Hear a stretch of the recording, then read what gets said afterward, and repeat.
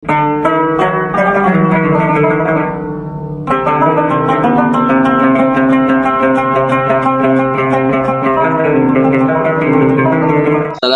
warahmatullahi wabarakatuh. Assalamualaikum warahmatullahi wabarakatuh. Alhamdulillah wassalatu wassalamu ala sayyidina Rasulillah Muhammad bin Abdullah wa ala alihi wa sahbihi wa man tabi'ahu wa nasarahu wa wala. Ya Allah ya haqqu ya nuru ya mubin nawwir qulubana bi nurika innaka ala kulli syai'in qadir barakati wa karamati wa asrari jami ahli silsilah qadiriyah naqsyabandiyah mansuri alaya radhiyallahu anhum wa qaddasa sirahum amin amma ba'du. Para tamu karamin, para masyayikh, ahli silsilah thariqah qadiriyah naqsyabandiyah pondok pesantren Suryalaya berkhusus hadratus syekhina mursyidina sultan aulia fi hadzal zaman as-sayyid asy-syekh Muhammad Abdul Ghasib Masul Qaddasallahu sirah. Semoga kita semua para muridnya selalu mendapatkan limpahan barokah karamah dari beliau sehingga bisa mengamalkan amaliyah ini dengan istiqamah. Al-Fatihah. Alhamdulillah. Alhamdulillahirabbil ya teman. Surat al-Ladina namtalihim bermakhluk Halo teman karamin yang mulia, para ikhwan akhwat manakib online sedunia yang dimuliakan oleh Allah Subhanahu wa taala, para kiai, para satid, para hujat, para mubalik, para pengurus madrasah Takin Pondok Pesantren Suryalaya, khusus yang mulia Buya Tata yang ada di sini ya. Ustaz Tarmudi, juga Umi Syahid, Teh Susi, dan para ikhwan akhwat yang lain yang hadir pada manakib online sore hari ini.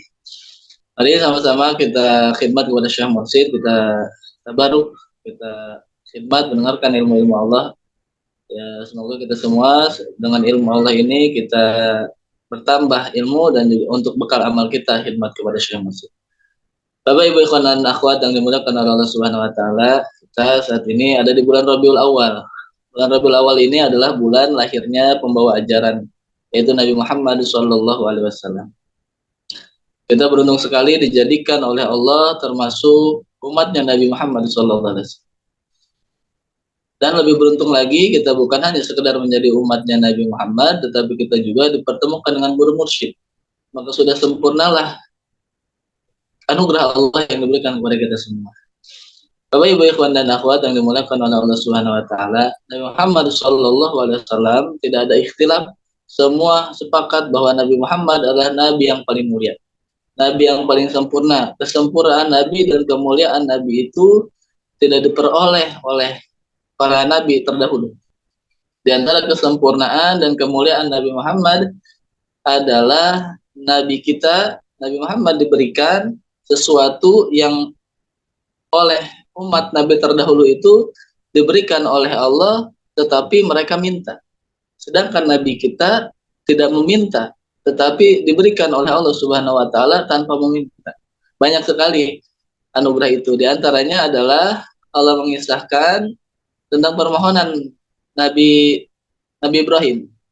Nabi Ibrahim alaihissalam pernah berdoa, dicatat di dalam Al-Quran, Rabbi ij'alni lisana sidqin fil akhirin.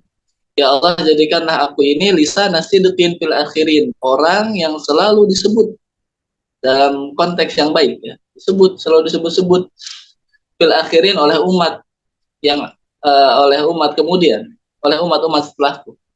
Oleh karenanya, karena Nabi Ibrahim berdoa memohon agar namanya selalu diingat sepanjang masa, maka kita sampai saat ini dan semua umat beragama mengenal Nabi Ibrahim. Di semua agama samawi itu dikenal Nabi Ibrahim sebagai istilahnya seorang nabi. Ditambah kita umat Islam karena sebab doanya Nabi Ibrahim ini diabadikanlah nama Nabi Ibrahim itu ketika kita membaca sholawat di dalam tasyahud akhir, yaitu sholawat Ibrahimi. Itulah karena sebab Nabi Ibrahim meminta, maka selalu disebut kita setiap sholat, Allahumma sholli ala Sayyidina Muhammad wa ala ali Sayyidina Muhammad kama sholaita ala Sayyidina Ibrahim wa ala ali Sayyidina Ibrahim. Inilah Nabi Ibrahim mendapatkan kemuliaan seperti ini, diberikan anugerah seperti ini oleh Allah karena Nabi Ibrahim meminta, waj'alni lisana sidqin fil akhirin. Ya Allah, jadikanlah aku ini orang yang selalu disebut dalam konteks yang baik. oleh umat-umat setelahku. Karena ada juga umat terdahulu yang selalu disebut, tapi dalam konteks negatif. Yaitu contohnya seperti Fir'aun. Disebut, kita pun mengenal Fir'aun, tapi dalam konteks yang negatif. Sedangkan tadi Nabi Ibrahim diingat namanya dengan sebutan yang baik. Ini Nabi Ibrahim meminta dan diberikan oleh Allah Subhanahu wa taala. Tapi lihatlah, kemuliaan Nabi kita tidak meminta kepada Allah, tetapi Allah garansi. Allah berikan tanpa Nabi meminta. Itulah firman Allah dalam surah Al-Nasrah, wa rafa'na laka dzikra. Dan kami angkat, kami tinggikan sebutanmu, kami tinggikan namamu. Di mana disebut nama Allah, maka pasti setelahnya disebut nama Nabi kita Nabi Muhammad SAW. Di antaranya ketika azan, setelah muadzin menyampaikan asyhadu alla ilaha illallah, pasti dibarengi dengan asyhadu anna Muhammadar Rasulullah. Begitu pula di dalam tasyahud kita tahiyat akhir, tahiyat awal dan tahiyat akhir, ketika kita membaca tasyahud pasti juga dibarengi setelah kita bersyahadat bahwa saya tidak ada Tuhan selain Allah, pasti kita semua umat muslim sedunia membaca syahadat, bersaksi bahwa saya tidak ada nabi, bahwasanya Nabi Muhammad adalah utusan Allah Subhanahu wa taala. Inilah tidaklah diiringi nama Allah melainkan setelahnya diiringi dengan nama Nabi Muhammad sallallahu alaihi wasallam. Bahkan pada hakikatnya menurut Syekh Ismail Haqqi An-Nazili di dalam kitab Khazinatul Asrar, ketika kita dzikir jahar, kullama kutiba au dzukira la ilaha illallah yuqaddaru fihi Muhammadur Rasulullah. Setiap kali ditulis la ilaha illallah atau diucapkan secara lisan kalimat la ilaha illallah, maka sesungguhnya hakikatnya di dalam tulisan la ilaha illallah itu atau di dalam pengucapan la ilaha illallah itu di dalamnya sudah terkandung Muhammadur Rasulullah sallallahu alaihi wasallam. Inilah luar biasanya derajat Nabi Muhammad sallallahu alaihi wasallam. Di antara makna ketinggian nama, diangkatnya nama Nabi kita adalah di antaranya dengan perintah Allah kepada semua umat, kepada umat Islam ini, kepada umat yang beriman.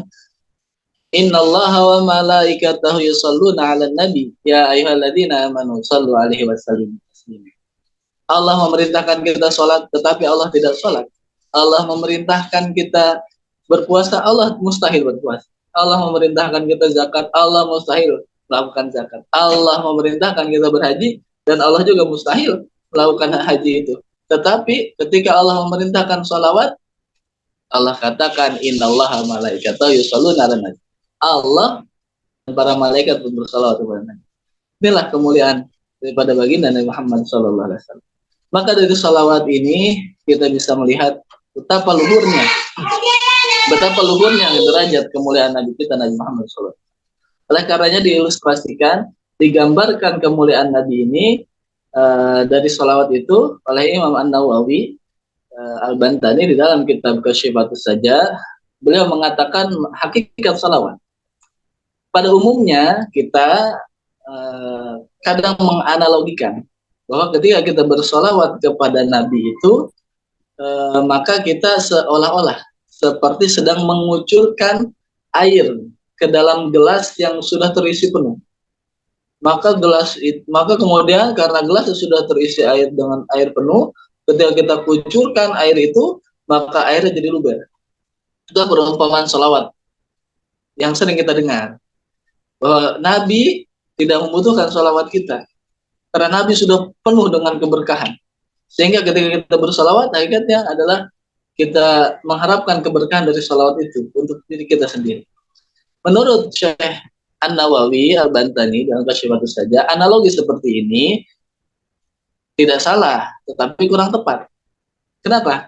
Karena menurut Syekh Nawawi Al-Bantani, hakikat dari salawat itu secara hakikat, ya, walaupun secara adab juga tidak bisa dikatakan, tapi secara hakikat, fahuwa yantafi'u bisolatina alaihi ala sahihi. Sesungguhnya Nabi Muhammad SAW itu tetap mendapatkan manfaat dari sholawat yang kita sampaikan kepada beliau, tetapi tidak boleh diniatkan untuk memberikan manfaat kepada Nabi, karena itu termasuk usul adab. Tetapi kalau ditanya, kalau dijelaskan secara hakikat, sesungguhnya Nabi tetap mendapatkan manfaat dari sholawat kita. tadi. Jadi Nabi tetap butuh salawat itu, tapi tidak boleh dikatakan seperti itu. Kalau itu salah. Artinya apa? Yang dimaksud Nabi butuh salawat, ibarat seorang hartawan memiliki harta banyak, miliuner ya, walaupun hartanya banyak, apabila ada seseorang yang memberikan, katakanlah memberi hadiah kepada ia 100.000 misalkan, pasti ia tidak butuh itu. Tetapi walaupun ia tidak butuh, ketika 100.000 itu diberikan kepadanya, 100.000 yang ia tidak butuhkan itu, ketika ketika sudah sampai padanya, diberikan kepadanya, tetap menambah harta kekayaannya, tetap menambah nominal harta kekayaannya. Inilah yang dimaksud oleh Imam An-Nawawi. Jadi Nabi itu tidak butuh salawat kita, tetapi salawat yang kita berikan kepada Nabi itu tetap menambah kemuliaan derajat Nabi Muhammad SAW. Jadi analogi yang tepat menurut keterangan ini, maka ketika kita bersalawat kepada Nabi itu seperti kita menuangkan air ke dalam gelas yang sudah penuh sehingga airnya luber. Di samping air itu luber, gelas itu semakin tinggi. Inilah derajat kemuliaan Nabi Muhammad SAW. Inilah yang dikatakan pada doa kita ketika setelah adzan selesai, wa ba'athu maqaman mahmudan alladzi wa'adta. Ya Allah, utuslah Nabi kita, bangkitkanlah Nabi Muhammad, berikanlah Nabi Muhammad maqaman mahmudan, makom yang terpuji, yang engkau janjikan. Inilah makom Nabi. Bagaimana Nabi itu selalu naik makomnya, karena setiap orang bersolawat akan menambah tinggi derajat. Inilah kemuliaan Nabi Muhammad SAW. Dan kemuliaan ini tidak hanya berlaku untuk Nabi, tapi berlaku pula untuk al-warithul kamil, ulama pewaris para Nabi. Ulama, seorang wali yang kamil, yang mursyid, juga mendapatkan anugerah berupa keluhuran derajat, keluhuran makom yang luhur, makom yang begitu tinggi di hadapan Allah Subhanahu wa Ta'ala. Itulah yang menjadi alasan kenapa kita mesti ikut kepada Syekh Mursyid. Ada Syekh Mursyid itu makomnya begitu luhur, begitu tinggi. Dari mana kita tahu keluhuran makom Syekh Mursyid itu? Ibarat tadi Rasul, setiap saat orang mengirimkan salawat kepadanya, naiklah derajat Rasul itu. Begitu pula sekarang, bayangkan dalam sehari semalam, bayangkan berapa Al-Fatihah, berapa Fatihah yang dikirimkan oleh ikhwan kepada guru mursyid kita. Andaikan, katakanlah paling males ikhwan ini hanya dikir setelah sholat wajib saja. Sebelum kita dikir hobi, pasti mengirim Fatihah kepada para ahli silsilah, termasuk diantara yang kepada guru mursyid kita, ahli silsilah yang masih hidup saat ini. Semua mengirimkan Fatihah kepada guru mursyid. Paling nihil, paling minim, dalam satu hari satu malam 5 Al-Fatihah dikirimkan kepada guru mursyid dari satu murid. Sekarang berapa banyak murid Syekh Mursyid yang ada sekarang? Berapa juta murid Syekh Mursyid yang ada di dunia ini? Itu kalau mereka hanya berkirim Fatihah dalam zikir saja. Tapi kita tahu dalam manaqib dibacakan pada untuk Syekh Mursyid, setelah tanbih dibacakan pada untuk Syekh Mursyid. Bahkan kalau kita ikut petunjuk dari Syekh Mursyid, kita keluar rumah kirim Fatihah untuk Syekh Mursyid. Kita ada hajat apapun, kita istighosah kepada Syekh Mursyid. Bayangkanlah betapa luhurnya derajat Syekh Mursyid. Bandingkanlah dengan ulama yang lain, atau bandingkan dengan diri kita. Adakah orang yang mengirim Fatihah untuk kita sehari? Kalaupun ada, mungkin menjadi Sahibul Manaqib, menjadi pemangwal dikirimkan. Ataupun secara umum, Jamil Muslimin dan Muslimat. Tapi Syekh Mursyid secara khusus disebut namanya. Inilah keluhuran derajat Syekh Mursyid yang tidak akan bisa terkejar. Inilah makna kalam guru kita, tidak terkejar tapi tidak tertinggal. Bagaimana kita bisa mengejar derajat keluhuran mursyid yang setiap hari Al-Fatihah itu mungkin ratusan Al-Fatihah, itu mengangkat derajat. Kalau orang bukan mursyid, bukan wali yang kamil, mendapatkan kiriman Fatihah sebegitu banyak, akan menjadi mudarat untuk dirinya. Maka lihatlah orang-orang yang dianggap mursyid oleh pengikutnya, dikiriman Fatihah. Kita lihat, tidak lama umurnya. Tetapi Syekh Mursyid semakin menambah tinggi derajatnya. Inilah kemuliaan daripada guru mursyid kita. Inilah makna pada salah satu salam kepada guru mursyid, yaitu warika buka ali. Dan rikab, tunggangan kendaraan mursyid itu, kita ikut mursyid, istilahnya kita ikut tunggangan, itu kita bonceng lah, istilah sederhana, kita ikut bonceng, nebeng kepada Syekh Mursyid, yang mana kendaraan Syekh Mursyid itu ali, begitu luhur. Itulah kemuliaan Syekh Mursyid. Kita ikut bersama dengan Syekh Mursyid, maka mendapatkan kemuliaan yang sebagaimana didapat oleh guru mursyid kita. Inilah wa rafa'na laka dzikra, kami angkat namamu wahai Muhammad, dan begitu pula penerusmu al-warisul kamil, begitu pula orang yang ikut kepadanya mendapatkan kemuliaan derajat. Wa rafa'na laka dzikra, kami angkat namamu. Di antara keberuntungan kita ikut Syekh Mursyid, diangkat nama kita. Di antaranya yang lain adalah ketika kita berzikir, sebagaimana hadis qudsi, wa ana ma'ahu idza dzakarani fa in dzakarani fi nafsi dzakartuhu fi nafsi wa in dzakarani fi malain dzakartuhu fi malain khairin min. Apabila seorang hamba ingat kepada Allah di dalam dirinya, kita zikir khafi kepada Allah, kita ingat Allah di dalam hati kita, tidak ada yang tahu, tidak ada yang melihat, maka Allah pun dzakartuhu fi nafsi, ingat kepada kita. Bayangkan, kita hamba yang hina diingat oleh zat yang maha suci. Wa rafa'na laka dzikra, angkat lagi. Orang walaupun tenar, viral, walaupun dia artis, tapi tidak ketemu Syekh Mursyid, dia hanya viral di dunia saja, hanya dikenal orang saja. Tapi lihatlah, kita berzikir kepada Allah di dalam hati kita, Allah ingat kepada kita. Fa in dzakarani fi malain dzakartu fi malain khairin min. Apabila seorang hamba itu berzikir menyebut namaku fi malain, di dalam suatu kumpulan, kita berzikir di hadapan manusia, dzakartuhu fi malain khairin minhu, maka aku, firman Allah, akan menyebut namanya di kumpulan makhluk yang lebih mulia darinya, yaitu maksudnya di hadapan para malaikat, disebut-sebut nama kita. Apabila kita berzikir jahat, kita menyebut nama Allah di hadapan makhluk, di hadapan manusia, pada saat itu balasan dari zikir jahat kita adalah Allah menyebut nama kita di hadapan para malaikatnya. Inilah wa rafa'na laka dzikra, kami angkat namamu.